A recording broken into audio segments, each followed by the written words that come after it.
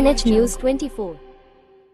अल्पसंख्याक मंत्री कोकाटे यांच्याकडून नाऊर मस्जिद व कब्रस्तान विकासासाठी 25 लाखांचा निधी मंजूर. अविनाश आदिक व फारुख पटेल यांच्या पाठपुराव्यास यश.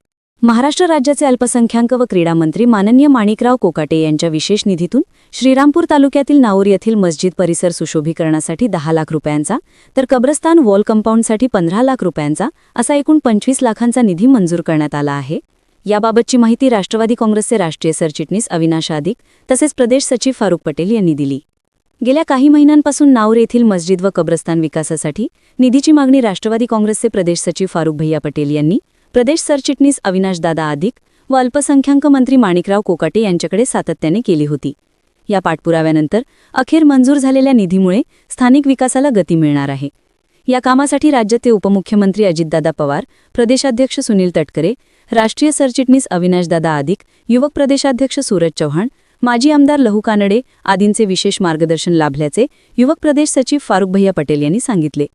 सदर विकास कामासाठी गावातील माजी सरपंच संभाजी शिंदे, माजी उपसरपंच हाजी मुसाभाई पटेल, सेवानिवृत्त ज्येष्ठ शिक्षक सोन्याबापू शिंदे, गोकुळ देसाई, अशोकराव गायकवाड, नारायण वागचौरे, शगीरभाई पटेल, बशीर पटेल, रमेश राशीनकर, अप्पा गुंड, संतोष शिंदे, अरुण उंडे, अरविंद नांगळ, संजय शिंदे, अशोक देसाई, राजेंद्र देसाई, कैलाश शिंदे, अक्षय शिंदे तसेच अंजुम मुस्लिम जमातचे सर्व सदस्य यांचे मोलाचे सहकार्य लाभले.